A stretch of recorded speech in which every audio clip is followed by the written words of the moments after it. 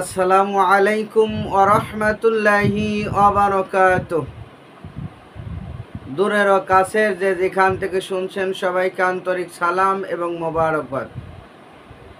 আলহামদুলিল্লাহি রাব্বিল আলামিন ওয়াল আকিবাতু লিল মুত্তাকিন ওয়াস সালাতু ওয়াস সালামু আলা সাইয়্যিদিল আমবিয়াই ওয়াল মুরসালিন।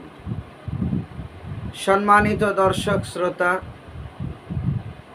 আমাদের প্রিয় নবী সাল্লাল্লাহু আলাইহি ওয়াসাল্লাম বিদায় হজের সময় আমাদেরকে বিভিন্ন সময় বিভিন্ন নসিহত করেছেন।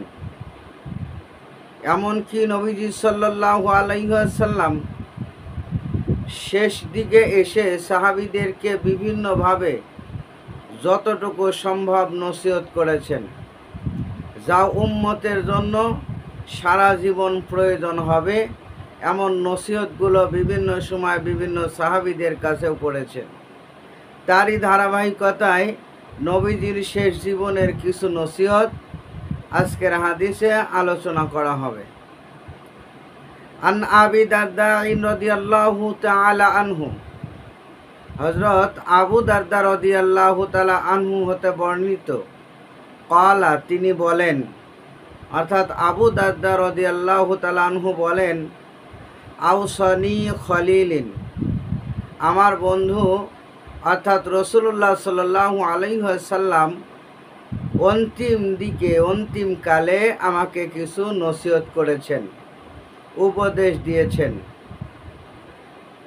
সেই উপদেশগুলো হলো, আনলা তুশরিকু বিল্লাহি শাইয়ান।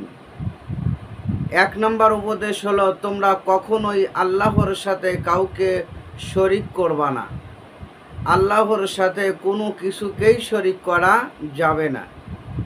রাসূলুল্লাহ সাল্লাল্লাহু আলাইহি ওয়াসাল্লামের প্রথম নসিহত হলো, আল্লাহর সাথে কাউকে কোনো শরিক করা যাবে না, কারণ আল্লাহ সকল গুনাহ মাফ করেন কিন্তু শিরিক গুনাহ মাফ করেন না।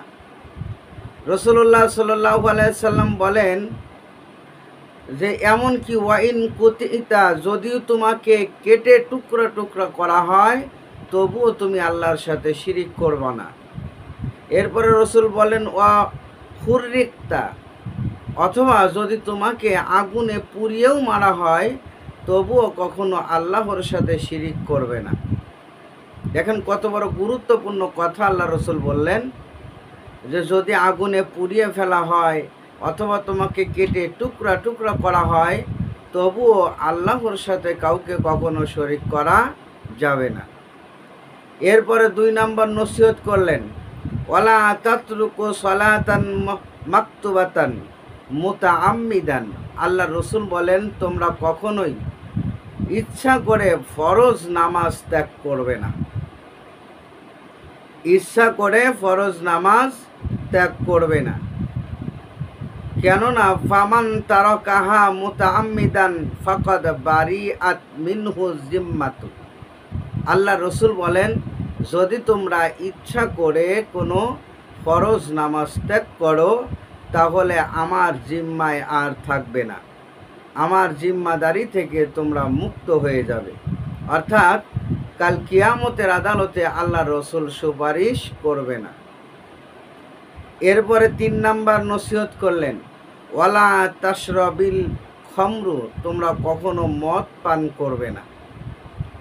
মদ পান করাকে আল্লাহ রসুল নিষেধ করলেন, কেননা ফাইন্নাহা মিফতাহু কুল্লু শাইইন। আল্লাহ রসুল বলেন প্রত্যেকটা, ফাইন্নাহা মিফতাহু কুল্লি শাররিন। আল্লাহ রসুল বলেন প্রত্যেকটা পাপের চাবি হলো মদ পান করা। কোনো বান্দায় যখন মদ পান করে তখন ওই বান্দার হিতাহিত জ্ঞান আর থাকে না, যার কারণে সে সমস্ত মন্দ কাজের দিকে ধাবিত হয়ে যায়। আল্লাহ রসুল এই জন্য বললেন যে তোমরা কখনোই মদ পান করবে না, কারণ মদ পান সকল পাপের চাবিকাঠি। সম্মানিত ভাইয়েরা, সম্মানিত মুসলমান মিল্লাত, একটা বিষয় স্পষ্ট হয়ে গেল যে আল্লাহর সাথে শিরিক করলে আল্লাহ রসুল তা পছন্দ করেন না। 2 নাম্বার হলো যদি কেউ ফরজ ইবাদত ত্যাগ করে, আল্লাহ রসুল কাল কিয়ামতে তাকে সুপারিশ করবে না। আর 3 নম্বর হলো, যদি কেউ মদ পান করে তাহলে ওই ব্যক্তি পাপের সাথে জড়িয়ে যায়, সে আর জান্নাতে যেতে পারবে না। আল্লাহ পাক আমাদেরকে এই সমস্ত খারাপি কাজ থেকে হেফাজত করুন, নেক আমল করার তৌফিক দান করুন। আমিন। ওয়া আখির দাওয়ানা আনিল হামদুলিল্লাহি রাব্বিল আলামিন। আসসালামু আলাইকুম ওয়া রাহমাতুল্লাহি ওয়া বারাকাতুহু।